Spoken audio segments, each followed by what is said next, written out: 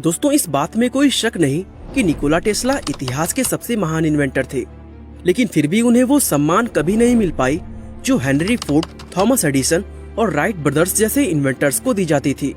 Tesla के आविष्कार हमेशा वक्त से आगे होते थे, लेकिन दुर्भाग्य से लोगों को ये बात उनके मरने के बाद समझ आई। आपको जानकर हैरानी होगी कि इतना बड़ा इन्वेंटर होने के बावजूद भी टेस्ला ने अपनी जिंदगी के आखिरी दिन अकेले रहते हुए एक होटल के रूम में बिताए थे, और जब उनका देहांत हुआ तो वह पूरी तरह कर्जे में डूबे हुए थे। अब सवाल आता है कि आखिर इतने बड़े और महान इन्वेंटर की जिंदगी का अंत आखिर इस तरह से क्यों हुआ? दोस्तों, इसी सवाल का जवाब हम आज की हमारी इस वीडियो में देने वाले हैं। तो चलिए अब इस वीडियो को शुरू करते हैं। दोस्तों, निकोला टेस्ला का जन्म 10 जुलाई 1856 के दिन क्रोएशिया के अंदर स्मिलियन नाम के एक छोटे से टाउन में हुआ था। जिस समय उनका जन्म हुआ तब उस टाउन में बेहद तेज तूफान आ रहा था और आसमान में बिजली चमक रही थी। टेस्ला को पैदा करवाने वाली दाई ने उनका जन्म होते ही कहा कि ये बच्चा दुनिया में अंधकार फैलाएगा। इस पर उनकी मां ने जवाब देते हुए कहा कि नहीं, ये दुनिया को प्रकाश से रोशन कर देगा। हालांकि उस समय उनकी मां को इस बात का जरा सा भी अंदाजा नहीं था कि उनका ऐसा कहना हकीकत में सच हो जाएगा। दोस्तों, टेस्ला जब 5 साल के हुए तो उनके बड़े भाई का एक घोड़े से गिरकर देहांत हो गया। वो अपने भाई से बहुत ज्यादा प्यार करते थे, जिसके चलते वे उसकी मौत का सदमा जिंदगी भर भूल नहीं पाए। दोस्तों, टेस्ला को बचपन से ही अजीब अजीब तरह के चमकते हुए विजन्स नजर आते थे, जिनकी वजह से उन्हें ये तय करने में काफी ज्यादा कंफ्यूजन होती थी कि उन्हें नजर आने वाली कौन सी चीज असली है और कौन सी चीज काल्पनिक।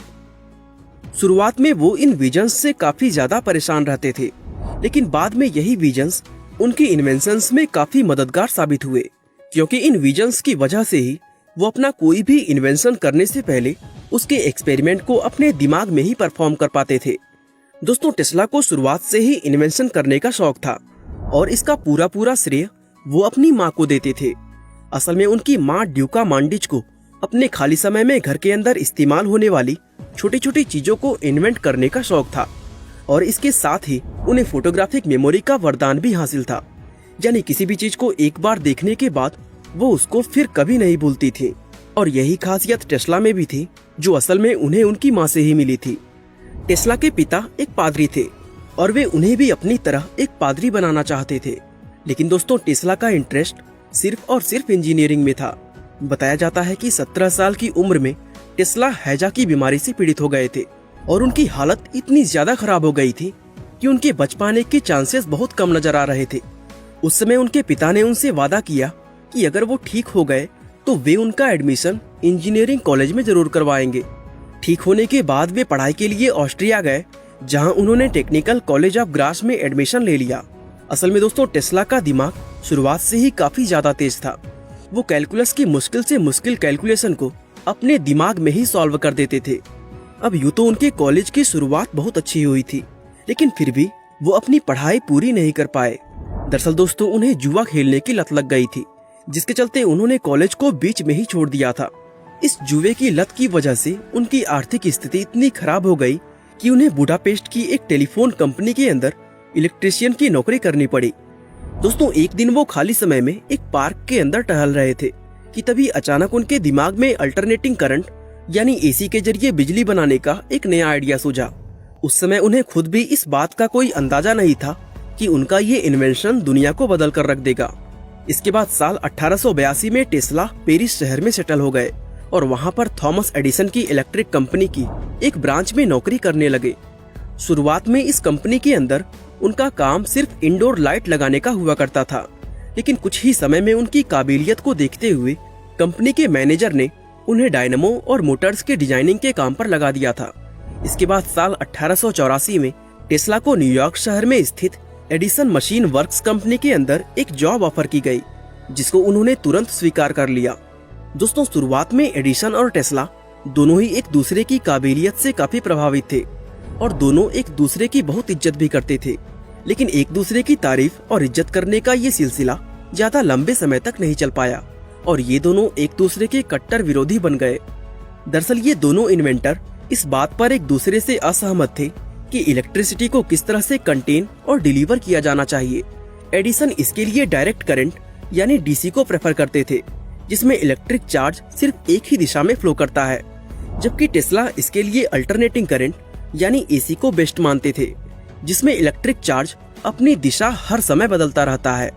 असल में इलेक्ट्रिसिटी की सप्लाई को मेंटेन रखने के लिए इलेक्ट्रिक चार्ज का दिशा बदलते रहना जरूरी है, क्योंकि ऐसा करके ये आउटलेट को ओवर पावर नहीं करता, जिसका मतलब ये है कि पावर को ज्यादा लंबी दूरी तक ट्रांसमिट किया जा सकता है। यही वजह है कि घरों और बड़े डिवाइसेस को अल्टरनेटिंग करंट के द्वारा ही पावर दी जाती है, जबकि डीसी का उपयोग कम वोल्टेज वाले डिवाइसेस को पावर देने में किया जाता है, जैसे बैटरी चार्ज करना और फ्लैश लाइट जलाना। दोस्तों, एडिसन खुद भी इस बात को जानते थे, लेकिन फिर भी वो एसी का विरोध करते थे। दरअसल उन्हें इस बात की फिक्र थी कि यदि एसी चलन में आ गया तो इससे डीसी की सेल्स पर काफी फर्क पड़ेगा, और चूंकि डीसी के सभी पेटेंट्स एडिसन के पास थे, तो ऐसा होने पर सबसे ज्यादा नुकसान उन्हीं का होने वाला था। इस पूरी बहस का नतीजा ये हुआ कि टेस्ला ने एडिसन की कंपनी छोड़ दी और साल 1885 में अपनी खुद की इलेक्ट्रिक कंपनी को शुरू कर दिया। हालांकि इन्वेस्टर्स के ना मिल पाने के कारण टेस्ला की ये कंपनी बंद हो गई, जिसमें उन्हें अपने सभी पेटेंट से हाथ धोना पड़ा। इस कंपनी के बंद होने के बाद उनकी आर्थिक स्थिति इतनी ज्यादा खराब हो गई कि उन्हें सरवाइव करने के लिए मजदूरी तक का काम करना पड़ा था। लेकिन दोस्तों, कुछ समय बाद ही उनकी किस्मत एक बार फिर से बदली। दरअसल हुआ ये कि साल 1887 में टेस्ला ने एक इंडक्शन मोटर को इन्वेंट किया था, जो कि अल्टरनेटिंग करंट पर चलती थी। ये उस समय इलेक्ट्रिसिटी को मैकेनिकल पावर में बदलने का सबसे कारगर तरीका माना गया था। उनकी इस इन्वेंशन की वजह से जॉर्ज वेस्टिंगहाउस का ध्यान पहली बार उनकी तरफ आकर्षित हुआ। असल में वेस्टिंगहाउस एडिसन के डीसी करंट से मुकाबला करने के लिए अपना खुद का एक अल्टरनेटिंग करंट सिस्टम बना रहे थे, और उनको लगा कि टेस्ला की ये मोटर ही वो कंपोनेंट है जो उनके इस करंट सिस्टम को कंप्लीट कर सकती है। इसलिए उन्होंने टेस्ला से $60,000 कंपनी के कुछ स्टॉक्स और कुछ रॉयल्टीज के बदले इस मोटर का लाइसेंस अपनी कंपनी के नाम करवा लिया। इसके अलावा वेस्टिंगहाउस ने टेस्ला को अपनी कंपनी में एक कंसल्टेंट के तौर पर हायर कर लिया, और इस कंपनी में टेस्ला की सैलरी $2,000 प्रति माह तय की गई, जो आज के समय के $50,000 के बराबर है। इस तरह दोस्तों, एडिसन और टेस्ला के बीच एक लड़ाई शुरू हो गई, जो कि बहुत लंबे समय तक चलती रही।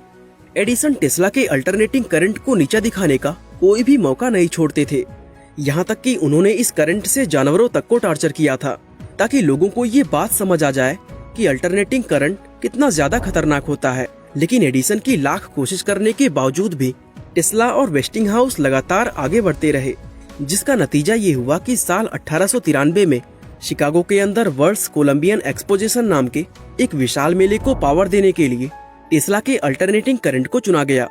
असल में ये दुनिया का पहला ऐसा मेला था जिसमें इलेक्ट्रिसिटी का इस्तेमाल किया जाना था, और टेस्ला ने उस मेले को इस तरह से जगमगाया कि उन चमचमाती हुई लाइट्स को देखकर सभी लोगों को ये समझ आ गया कि भविष्य अल्टरनेटिंग करंट का ही है। इसके बाद टेस्ला को एक और बड़ी सफलता तब मिली जब उन्होंने नायग्रा फॉल पर दुनिया का पहला अल्टरनेटिंग करंट पावर प्लांट लगाया था। और दोस्तों, इस तरह लड़ाई में निकोला टेस्ला ने एडिसन को मात दे दी थी। वैसे इस लड़ाई में भले ही टेस्ला की जीत हो गई थी, लेकिन उनकी समस्याएं अभी खत्म नहीं हुई थी। दरअसल वेस्टिंगहाउस की कंपनी काफी समय से नुकसान में चल रही थी, जिसके चलते कंपनी पर $10 मिलियन का कर्जा हो गया था। इस मुश्किल घड़ी में वेस्टिंगहाउस अपने दोस्त टेस्ला के पास गए और उनसे मदद मांगी। वेस्टिंगहाउस ने कहा कि अगर टेस्ला अपनी रॉयल्टीज को छोड़ दे तो कंपनी डूबने से बच सकती है। अपने दोस्त के मुंह से ये बात सुनकर टेस्ला ने कंपनी के साथ किया गया कॉन्ट्रैक्ट फाड़कर फेंक दिया और अपनी $12 मिलियन की रॉयल्टीज एक सेकंड में छोड़ दी। कहा जाता है कि अगर टेस्ला उन रॉयल्टीज को ना छोड़ते तो वे उस समय दुनिया के सबसे अमीर व्यक्ति और दुनिया के पहले बिलियनर बन सकते थे। लेकिन टेस्ला के लिए पैसों से कहीं ज्यादा वैल्यू उनकी दोस्ती थी। वे इस बात को समझते थे कि वेस्टिंगहाउस ने उनकी मदद तब की थी जब उनके पास कुछ भी नहीं था। इस रॉयल्टीज के बदले में वेस्टिंगहाउस ने टेस्ला को $2,16,000 का भुगतान किया। इस रकम को पाकर टेस्ला फाइनेंशियली इंडिपेंडेंट हो गए थे और उन्होंने अपने प्रोजेक्ट पर काम करने के लिए न्यूयॉर्क में नई लैब बना ली थी। इसके बाद टेस्ला के इन्वेंशन का दौर शुरू हुआ और अपनी पूरी लाइफ में उन्होंने 300 से ज्यादा चीजों के पेटेंट्स अपने नाम किए। टेस्ला की उन इन्वेंशंस में neon light, Tesla turbine, Tesla coil, x-ray और रिमोट कंट्रोल जैसी चीजें शामिल थी। साल 1898 में उन्होंने रिमोट कंट्रोल की मदद से एक छोटी सी बोट को पानी में चलाकर दिखाया था। ये आविष्कार अपने समय से इतना ज्यादा आगे था कि इसको देखकर लोगों को ये किसी जादू से कम नहीं लगा। टेस्ला दुनिया के पहले रेडियो सिग्नल को ब्रॉडकास्ट करने की तैयारी कर रहे थे कि तभी ना जाने किस तरह उनकी लैब में आग लग गई। इस आग में उनकी सदियों की मेहनत पूरी तरह बर्बाद हो गई और इसकी वजह से टेस्ला अगले 2 सालों तक रेडियो के पेटेंट के लिए अप्लाई नहीं कर पाए। दोस्तों, टेस्ला की तरह इटली के इन्वेंटर मार्कोनी भी रेडियो के इन्वेंशन पर काम कर रहे थे और साल 1901 में मार्कोनी ने टेस्ला के 17 पेटेंट का इस्तेमाल करके दुनिया का पहला रेडियो सिग्नल भेजा था। टेस्ला को मार्कोनी की उपलब्धियों से कोई प्रॉब्लम नहीं थी, लेकिन उन्हें गुस्सा तब आया जब 1904 में रेडियो के पेटेंट से उनका नाम हटाकर मार्कोनी का नाम लिख दिया गया। बताया जाता है कि इसके पीछे एडिसन का हाथ था, क्योंकि वो शुरुआत से ही मार्कोनी को फाइनेंशियल सपोर्ट दे रहे थे।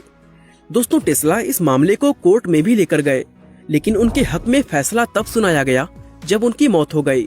असल में वो दुनिया में एक ऐसी टेक्नोलॉजी लाना चाहते थे जिसके जरिए वायरलेसली मैसेज को भेजा और रिसीव किया जा सके। इस टेक्नोलॉजी को बनाने में उन्होंने अपनी सारी जमा पूंजी लगा दी थी, लेकिन ये टेक्नोलॉजी अपने समय के हिसाब से बहुत ज्यादा आगे थी, इसलिए उन्हें अपने इस प्रोजेक्ट के लिए कोई भी इन्वेस्टर नहीं मिला और मजबूरी में उन्हें अपना ये ड्रीम प्रोजेक्ट बंद करना पड़ा। इन दोनों घटनाओं का टेस्ला के मेंटल हेल्थ पर बहुत गहरा असर पड़ा था। साथ ही वो आर्थिक रूप से भी अब पूरी तरह बर्बाद हो चुके थे। इसलिए एक बार फिर उन्हें वेस्टिंगहाउस के लिए एक कंसल्टेंट के तौर पर काम करना पड़ा। इस नौकरी की बदौलत उन्हें रहने के लिए होटल का एक रूम मिला और सुबह शाम का खाना। बताया जाता है कि उन्होंने अपनी जिंदगी के आखिरी 10 साल इसी होटल रूम में रहकर बिताए थे और जब उनकी मौत हुई तो वो भारी कर्ज में डूबे हुए थे। अब सवाल आता है कि इतना महान इन्वेंटर होने के बावजूद भी उनका अंत आखिर इस तरह से क्यों हुआ? असल में इसके पीछे का मुख्य कारण ये था कि टेस्ला कोई कैपिटलिस्ट या बिजनेसमैन नहीं थे। उन्होंने अपनी लाइफ में ऐसे बहुत से फैसले लिए जो एक बिजनेसमैन कभी नहीं सोचता है। उन्होंने कभी भी पैसों की परवाह नहीं की। उन्हें सिर्फ इंसानियत के लिए कुछ अच्छा करने की चिंता थी। वो दुनिया को बदलना चाहते थे और आज हम इस बात को यकीन से कह सकते हैं कि वो अपनी इस कोशिश में पूरी तरह कामयाब रहे।